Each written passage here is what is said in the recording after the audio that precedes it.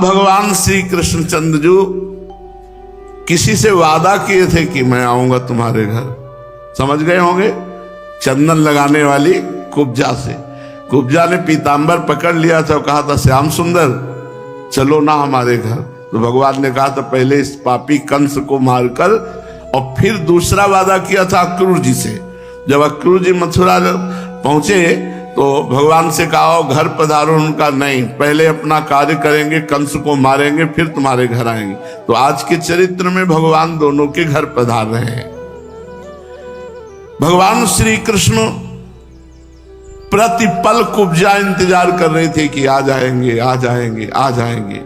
अचानक दरवाजे पे देखा भगवान श्री कृष्ण। कुब्जा का घर बहुमूल्य सामग्रियों से सजा हुआ था।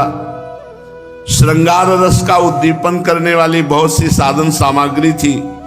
मोती की झालरें जगह जगह, चंदुए सैया बिछी हुई थी, बहुत सुंदर फूलों से श्रृंगारित किया गया था। रोज वो ये करती थी, पता नहीं किस दिन भगवान आ जाए। दीपक की शिखाएं जगमगा रही थी और फूलों के हार, चंदन, भगवान को देखते ही हड़बड़ा गई कुब्जा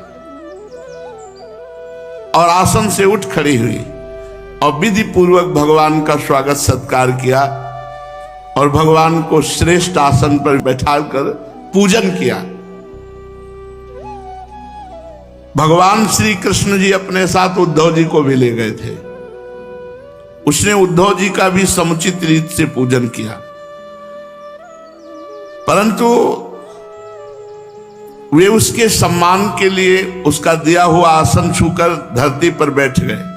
उद्धव जी बड़े ज्ञानी महात्मा हैं, अपने स्वामी या अपने श्रेष्ठ के सामने कभी आसन पे नहीं बैठना चाहिए, बड़ी हानि होती है। तो आसन जब श्रेष्ठ जगह मिले, अपने से बड़ों के द्वारा दिया हुआ आसन मिले, तो उस आसन को प्रणाम करना चाहिए और समेट कर रख देना चाहिए और ऐसे बैठना चाहिए। ऐसे ही जब करदम ऋषि के पास मनु, शतरूपा और देहूति जी पहुंची तो 3 आसन बिछा दिए। तो मनु जी तो प्रणाम करके उस पर विराजमान हुए, शतरूपा भी विराजमान हुई, लेकिन देहूति जी अपने प्राणाधार प्रीतम के द्वारा दिए हुए आसन पर नहीं बैठना चाहिए, इसलिए आसन को प्रणाम कर समेट कर जमीन में बैठी। ऐसे ही उद्धव जी, क्योंकि उनके स्वामी भगवान श्री कृष्ण विराजमान हैं, तो उनके सामने आसन पर बैठना उचित नहीं। ऐसे गुरुदेव के सामने आसन पर बैठना उचित नहीं। अब जैसे आसन दिए जाते, कोई भी संत आवे, तो कल हमने देखा कि बहुत अच्छे भजनानंदी संत, लाख प्रयास इन लोगों ने किया, उनका नहीं, आसन पे नहीं बैठे। एक महात्मा आते हैं, बहुत बुजुर्ग महात्मा, बड़े प्रसिद्ध महात्मा, वो कभी पहले नहीं घुसना चाहेंगे, वो लाइन में ही खड़े रहेंगे। जब उनसे कहे कि नहीं महाराज आप नहीं, जहां सिद्धांत है उस सिद्धांत से, और लाइन में होते होते होते वो आएंगे और जमीन में ऐसे बैठे साष्टांग दंडोत करके ऐसे। और महाराज जी आप बोले सिंहासनों की तो भीड़ लगी हुई है, खूब हम नाक तक छके हैं, बड़े बड़े सिंहासन, ये सुख कहाँ मिलेगा संत के सामने जमीन में बैठ। जबकि वो गुरुजन है, बड़ी अवस्था, बड़ी तपस्या, एक नारियल का केवल जल पीते हैं 24 घंटे में, एक नारियल का केवल जल 24 घंटे में पीते हैं, वर्षों हो गए, महान तपस्वी, और इतनी दैन्यता, इतनी सरल, ये है। उद्धव जी महाराज आसन को छूकर प्रणाम करके अपने स्वामी के सामने आसन पर बैठना उचित नहीं है। भगवान श्री कृष्ण सच्चिदानंद स्वरूप लोकाचरण का अनुकरण करते हुए कुब्जा के द्वारा बिछाई हुई बहुमूल्य सैया पर जाकर बैठ गए। जमीन पर उद्धव जी बैठ गए। कुब्जा खूब श्रृंगार आदि करके और भगवान की तरफ लजीली चितवन से आकर भगवान के पास बैठ गई। भगवान श्याम सुंदर भी लीला बिहारी उसके सुशोभित मेहंदी और कंकण आदि से कर कमल को पाओ, कहा संकोच मत करो, बैठ जाओ, पास बैठा लिया। थोड़ी देर भगवान उससे बात करते रहे। अंगराग आदि उसने भगवान को अर्पित किया।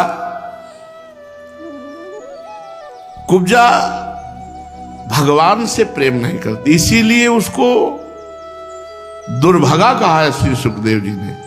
ठीक यही भाव प्रीतम भाव गोपी जनों का है, विश्व वंदनीय। ठीक प्रीतम भाव कुब्जा कर रहे, लेकिन प्रेम नहीं कर रहे। काम संतप्त हृदय है, वो भगवान से प्रेम नहीं कर रहे, काम संतप्त हृदय। इसलिए परमहंस श्री सुखदेव जी ने इसे दुर्भगा कहा। और सही पूछो तो उसने भगवान को भगवान जाना ही नहीं, केवल एक उत्तम सुंदर पुरुष मान करके काम संतप्त हुई। इसी परम तो उसका परम कल्याण हुआ, पर हमारे भक्तों की प्रेमियों की सभा में उसका नाम नहीं लिया जाता। शूर्पणखा काम भाव से संतप्त होकर भगवान को केवल उत्तम पुरुष मान करके, भगवान ने फिर तुम्हारी दृष्टि ठीक नहीं है, तो इसलिए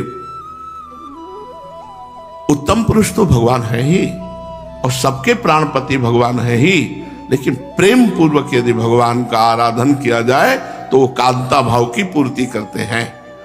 लेकिन ये केवल काम संतप्त है, इसीलिए दुर्भगा कहा। सौभाग्य तो मिला पर दुर्भगा कहा श्री सुखदेव जी ने।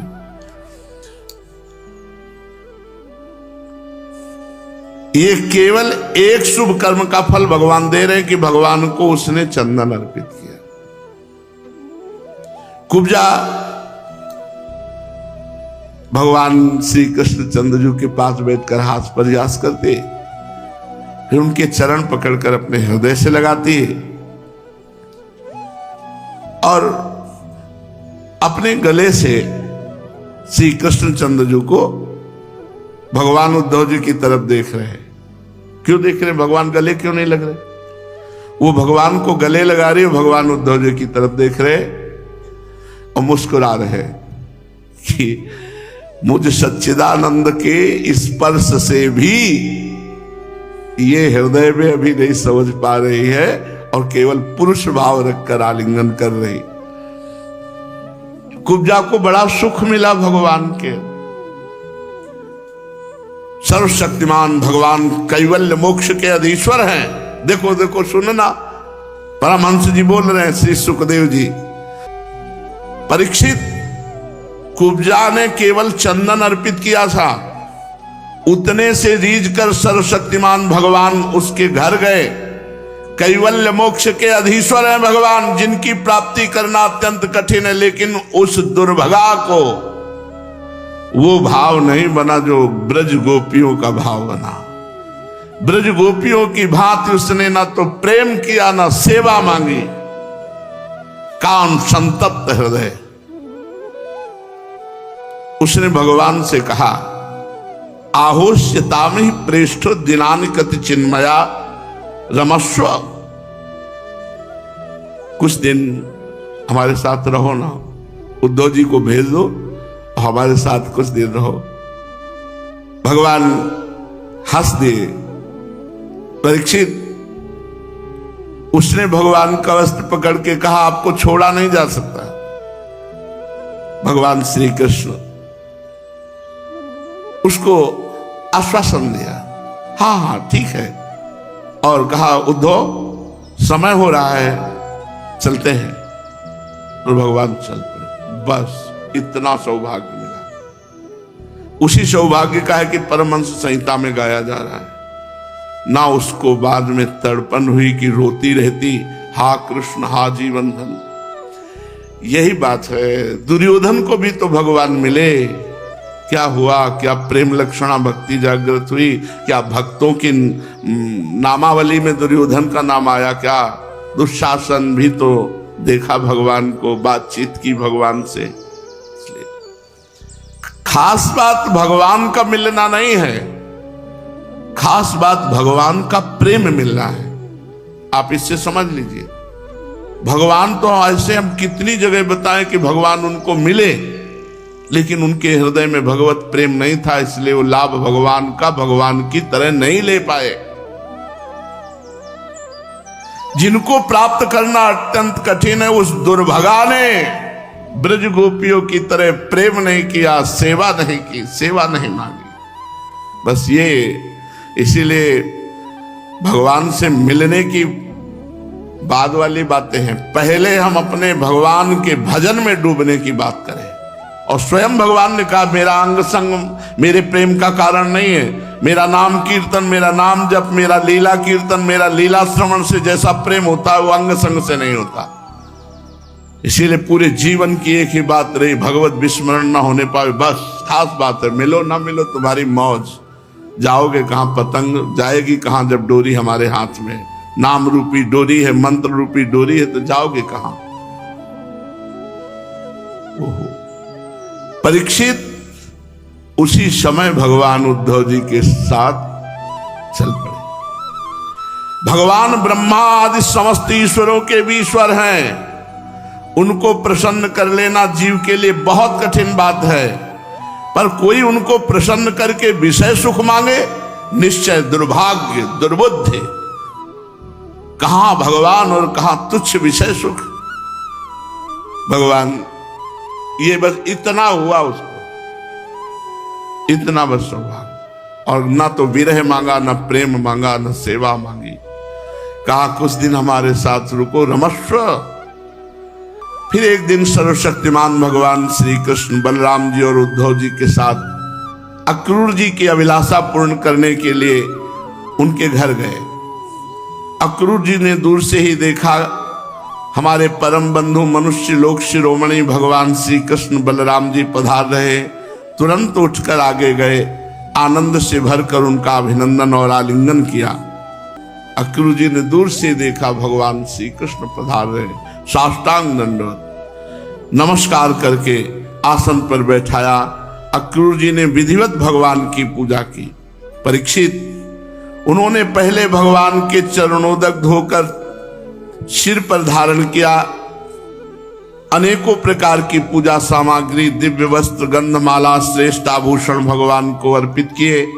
फिर सिर झुकाकर भगवान को पुनः प्रणाम किया और चरणों को अपनी गोद में लेकर दबाने लगे।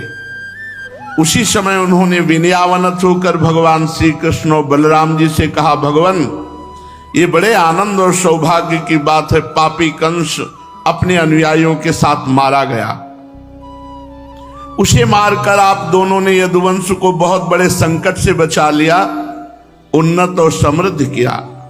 आप दोनों जगत के कारण और जगत रूप आदि पुरुष हैं। आपके अतिरिक्त और कोई वस्तु नहीं है, न कारण न तो कार्य। हे परमात्मन, आपने ही अपनी शक्ति से इसकी रचना की है, आप ही अपनी काल माया आदि शक्तियों से इसमें प्रविष्ट होकर जितनी भी वस्तुएं देखी सुनी जा रही हैं, आप ही माया का पर्दा ओढ़ करके विराजमान हैं। बस यही बात किसी सूझ वाली आंख ने पहचान की, कण कण में झांकी भगवान की।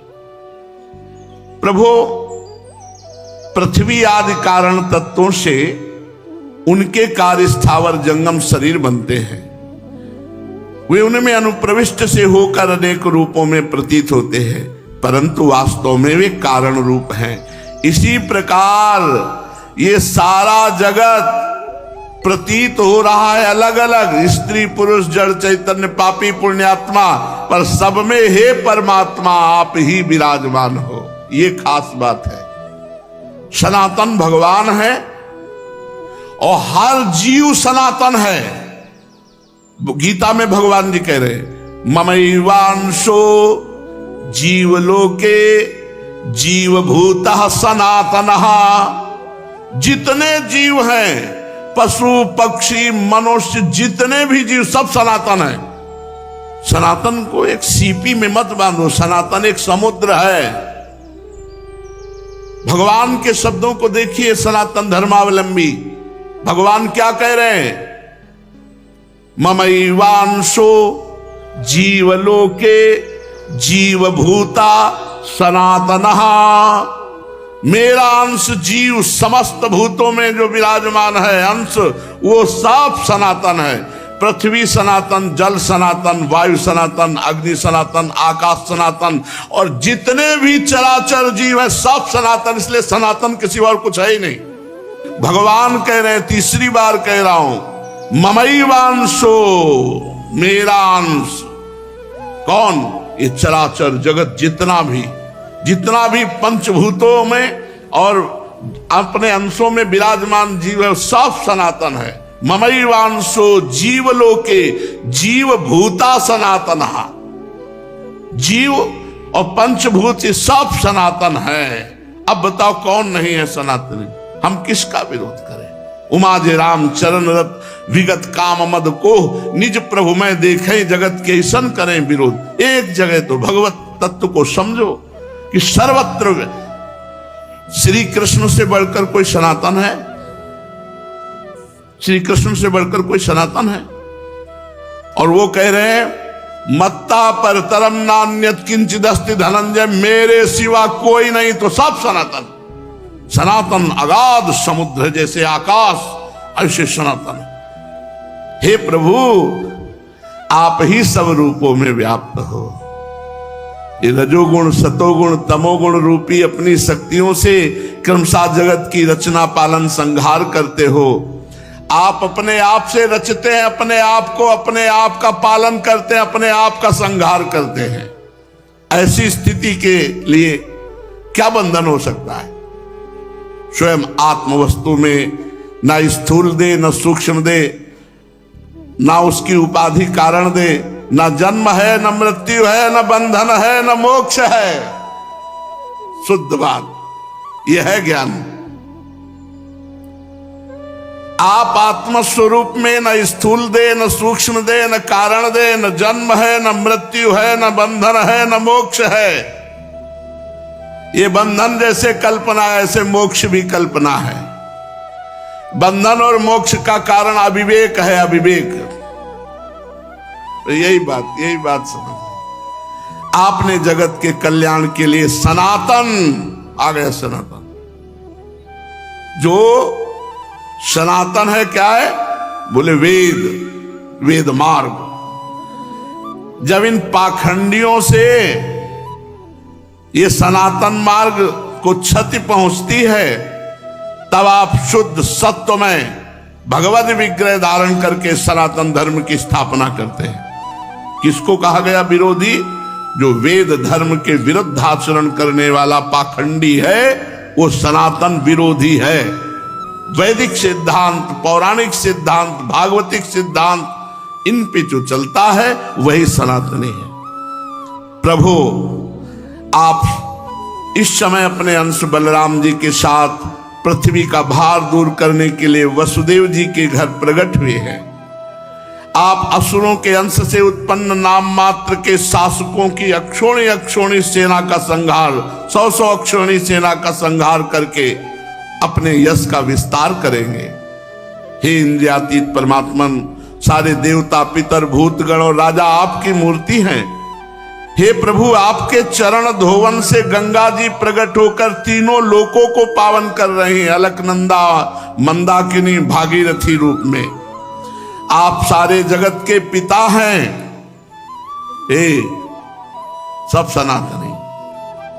बाप सनातनी तो बेटा कौन होगा?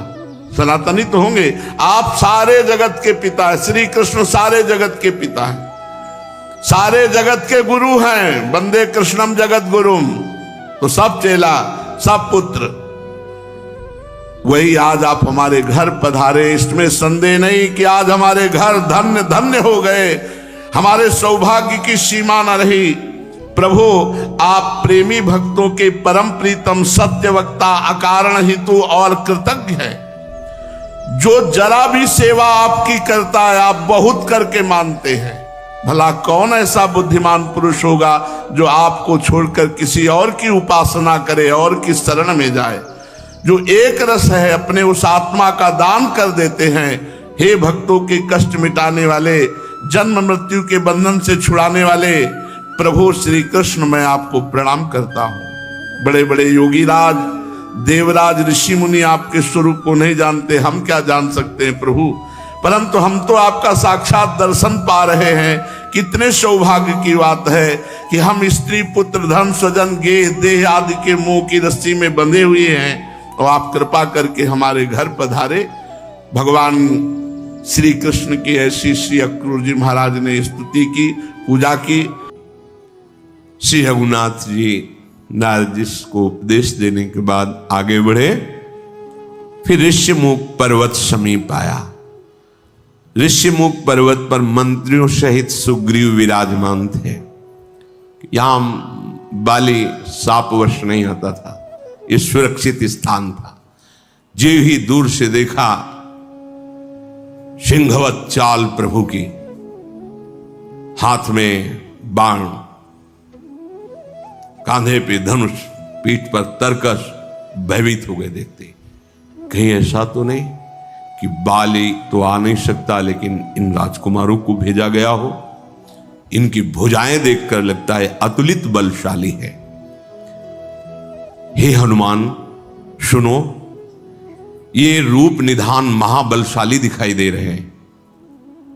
तुम ब्राह्मण का रूप धारण करके जाओ और इनके हृदय की बात समझकर मुझे इशारा करना, मैं भाग पड़ूंगा। क्योंकि बाली तो आ नहीं सकता यहां पर, ये तो आ सकते हैं ना। और इनकी भुजाएं देखकर ऐसा लग रहा है ये बहुत बलशाली है।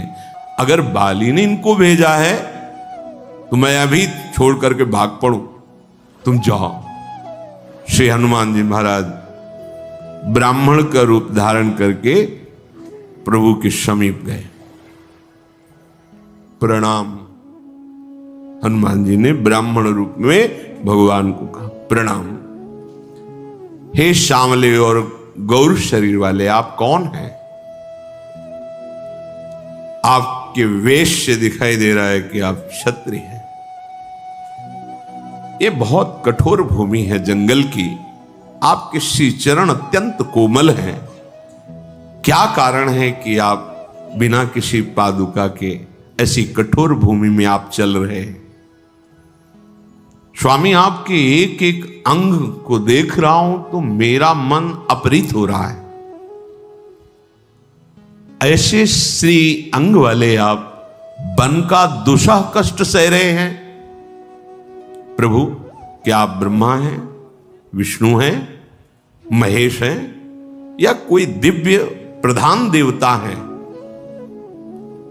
या फिर ऐसा हो सकता है कि हमने सुन रखा है जगत का मंगल करने के लिए तीनों लोकों के स्वामी स्वयं भगवान अवतार लेंगे, तो क्या आप भवसागर से पार उतारने वाले स्वयं भगवान इस नर रूप में विचरण कर रहे हैं? भगवान बोले, हे ब्राह्मण देवता, हम कौशलाधिपति महाराज दशरथ के पुत्र हैं। पिता के वचनों का पालन करने के लिए हम वनवास में हैं। हमारा नाम राम है और मेरे छोटे भ्राता ये लक्ष्मण हैं। हमारे साथ हमारी सुकुमारी प्रिया थी, किसी राक्षस ने उनका अपहरण कर लिया है। हम उन्हीं को खोज रहे हैं।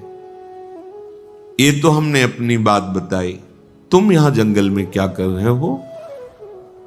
आप अपना परिचय बताइए। जब ये बात सुनी, अब श्री राम जी का परिचय प्राप्त किया तो हनुमान जी चरणों पे लौट गए। हे उमा, उस सुख का वर्णन नहीं कर सकता, क्योंकि आप ही हैं प्रभु पहचान। बस इसीलिए हमारा जन्म हुआ है, पहचानने के लिए। साष्टांग चरणों में लौट गए। बार बार प्रभु के रूप सौंदर्य का पान कर रहे हैं हनुमान जी। मेरे स्वामी, धैर्य धारण कर हाथ जोड़ करके आनंद समा नहीं रहा। स्वामी, मैंने जब प्रश्न किया था तो मेरा पूछना तो ठीक था, क्योंकि मैं आपकी माया के वश आपको नहीं पहचान पाया। पर आप पूछ रहे हो, आप जानते नहीं हो मैं कौन हूं। आप तो सर्वज्ञ हैं। यह है भक्त का हृदय। परम वैष्णवाचार्य भगवान शंकर हैं, वही स्वरूप में विराजमान है। देखो, ज्ञानी नाम अग्रगण्यम अतुलित बलधामम बुद्धिमताम वरिष्ठम, ये परिचय दे रहे हैं प्रभु से। हम अपने को श्रेष्ठ समझते हैं, अपने को ज्ञानी समझते हैं, अपने को महान समझते हैं, और दूसरे को लघु समझते हैं, यह भी न भक्ति है न ज्ञान है। जब ज्ञान और भक्ति, ज्ञान में सब एक ही है और भक्ति में तू ही तू है मेरे नाथ, तेरे सिवा और कोई नहीं। अपने हृदय में ऐसी दैन्यता होती है, बनावटी नहीं है, ये होती ही है।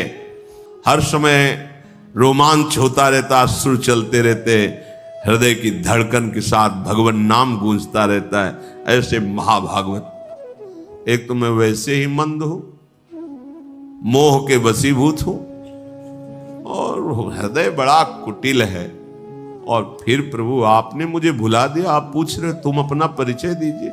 मेरा पूछना तो ठीक था, लेकिन आपका, आप तो जानते हैं ना प्रभु। प्रभु परिचय दे रहा हूं अपना कि मैं मंद बुद्धि हूं, मैं मोह के वशीभूत हूं, मेरा हृदय कुटिल है, मैं अज्ञानी हूं। पर सेवक स्वामी की विस्मृति में ना पड़े, अर्थात स्वामी यदि सेवक को भूल गया तो फिर जीवन ही क्या रहा। नाथ, हम आपको भूल सकते हैं। क्यों? क्योंकि आपकी माया ऐसी। नाथ जीव तव माया मोहा, हमारी क्या बस, लेकिन आप हमें भूल जाएं प्रभु, फिर तो बिल्कुल ठीक नहीं है। हम आपको भूल सकते हैं क्योंकि आपकी प्रबल माया है। अगर कोई माया से बच पाया आज तक तो केवल आपके चरणों की कृपा से, आपके दुलार से। मामेवी प्रपद्यन्ते माया में ताम तरंती थे।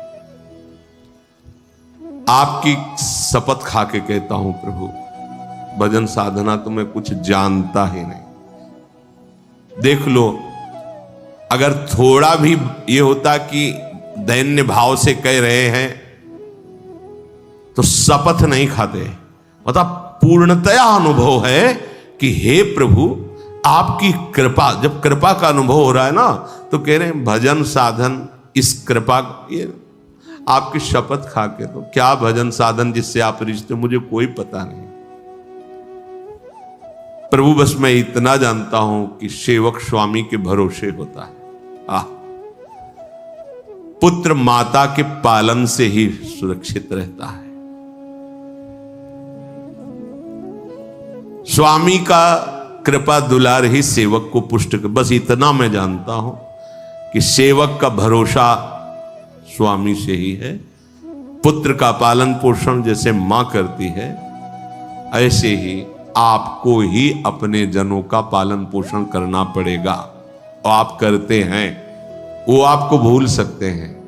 मानो हम सबका पक्ष लेकर के यहां परम वैष्णवाचार्य प्रभु इस रूप में ये वर्णन कर रहे हैं। हम तो भूल सकते हैं, हम तो बिगाड़ कर सकते हैं, करेंगे। आपकी माया ऐसी प्रबल है। हम सोना बिगाड़न को, श्री स्वामी हरिदास जी, तो सोना सवारन को, तोई मोई परी होड़। अब कौन धो जीते कौन धो हारे, पर बदी न तोड़। समझो तुम्हारी मायाबाजी पसारी विचित्र, सुनमुनि मोहे काकी कोड़। किसकी गोद में बैठकर भूल जाते हैं आपकी माया। तो कह हरिदास तुम हारे वो हम जीते, तो न तोड़। वाह, धन्य है प्रभु। फिर भी आप निराश नहीं हुए, आप हमारे बनाने में ही लगे हो और मैं बिगाड़ रहा हूं। बिगाड़ते बिगाड़ते जीत गया, पर प्रभु फिर भी आपकी कृपा हमें संभाल रही है। नाथ जीव तो माया मोहा, सो निस्तरी तुम्हारी छोहा। आपके कृपा दुलार से ही हम माया से निकल सकते हैं। अब साधन भजन का क्या अहंकार करोगे, जब परम वैष्णवाचार्य जी कह रहे हैं आपकी शपथ खा कहता हूं, क्या साधन भजन, आपकी कृपा के सिवा और कोई उपाय नहीं। जब ये बात आपकी समझ में आ जाएगी तो रोना आ जाएगा, क्योंकि जिसको कोई बल नहीं होता तो एक बल जागृत होता है, आर्त भाव और रोना। बस आप देख लो, हमारी सामर्थ्य नहीं कि हम आपको रिझा सके, ऐसे गुण नहीं, ऐसी तपस्या नहीं, ऐसा भजन नहीं। बस आप अपनी कृपा से रीझ जाओ, आप कृपा कर दो। यही सच्चा साधन है भगवत प्राप्ति का। बिन रोए किन पाइया प्रेम पिया, रुदुषुश्वरम राजन, कृष्ण दर्शन लालसा। व्याकुल होकर के प्रभु के चरणों में लौट गए हनुमान जी महाराज। अब विप्र रूप से नहीं, अब हनुमान जी के रूप से निज तनु प्रगति प्रीति। प्रभु ने हनुमान जी को उठाकर हृदय से लगा, आंसुओं से, हनुमान जी के आंसुओं से प्रभु के चरण भींज रहे और प्रभु के आंसुओं से हनुमान जी का अभिषेक हो रहा है। हे कपि सुनो, मन छोटा मत करना, मैं तुम्हें लक्ष्मण से भी अधिक प्यार करता हूं। वैसे तो मुझे शास्त्र और सब संत समदर्शी कहते हैं, मेरे लिए न कोई प्रिय है न कोई अप्रिय है, पर जिसने अनन्य भाव से मेरा भरोसा कर लिया, मैं पक्षपाती हो जाता हूं उसका। ये अब समदर्शी वाली बात नहीं रही, अब प्रियता वाली बात आ गई। जिसको एकमात्र सेवक प्रिय अनन्य गतिशो, मेरे अनन्य भाव में भरोसो दृढ़ इन चरणन। अब भगवान कहते वो मुझे परम प्रिय और मैं उसका पक्षपात लेता हूं। हे हनुमान, सच्ची अनन्यता वही है जिसकी बुद्धि में ऐसा दृढ़ भाव आ गया है कि जड़ चेतन सब कुछ मेरे भगवान ही बने हुए हैं। स्वयं भगवान के अपने स्वामी को अनुकूल देखकर पवन पुत्र हनुमान जी के हृदय में अपार आनंद छा रहा है।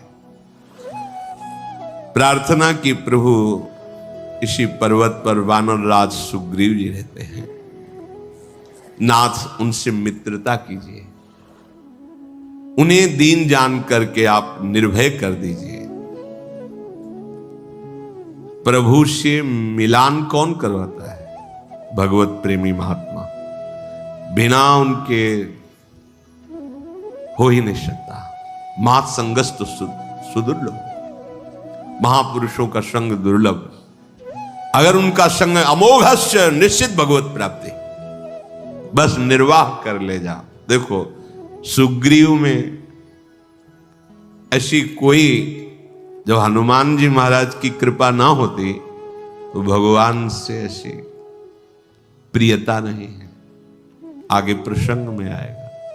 राजकोष सब जब भगवान प्रदान कर देते हैं, 4 महीने प्रवर्षण पर्वत पर रहते हैं, एक बार भी ये नहीं जाते हैं।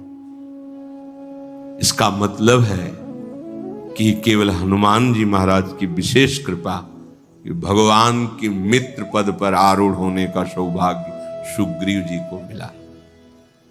नाथ उन्हें निर्भय कर दीजिए। हनुमान जी महाराज अपने भक्तों के वचन को भगवान नहीं टालते। प्रभु सीता जी की खोज में सहयोग देंगे। करोड़ों वानर सेना उनके अधीन है। हनुमान जी महाराज अपने कांधे पे बैठाल के ला रहे हैं राम लक्ष्मण जी को, लिए 2 जन पीठ चढ़ाए।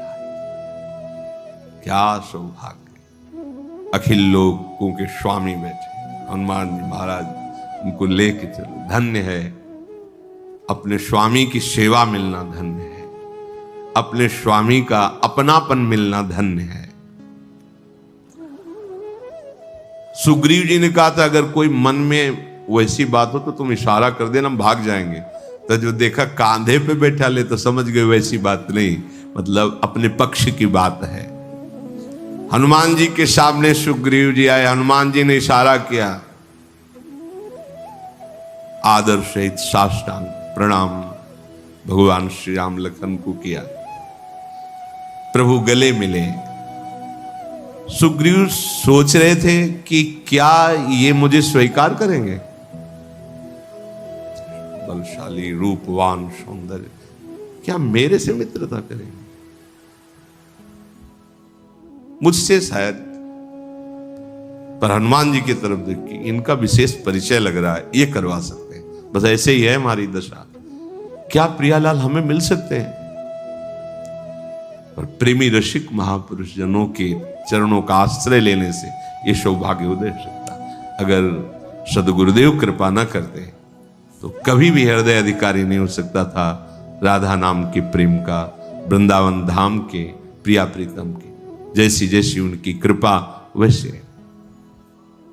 उबैद से महापुरुष जन क्या करते हैं, शरणागत की जन की तरफ से विनय करते हैं प्रियालाल से, और प्रियालाल की तरफ से जो आश्वासन मिलता है, मैं दृढ़ विश्वास करो मेरी बात पर, तुम बस ऐसे चलना, तुम्हें निश्चित भगवत प्राप्ति हो जाएगी।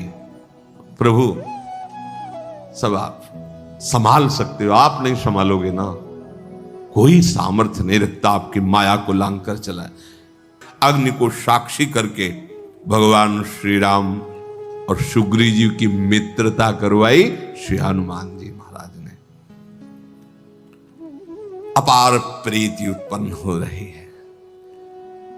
लक्ष्मण जी ने सारी बात सुग्रीव जी को निवेदन की, ऐसा ऐसा हुआ, ऐसा। नेत्रों में जल भर करके सुग्रीव ने कहा, आप प्रभु चिंता मत करें, जहां भी कहीं मिथिलेश कुमारी होंगी उनका पता लगाएंगे और उसका विनाश करके हम आपकी सेवा करेंगे। मुझे संकेत तो मिल चुका है,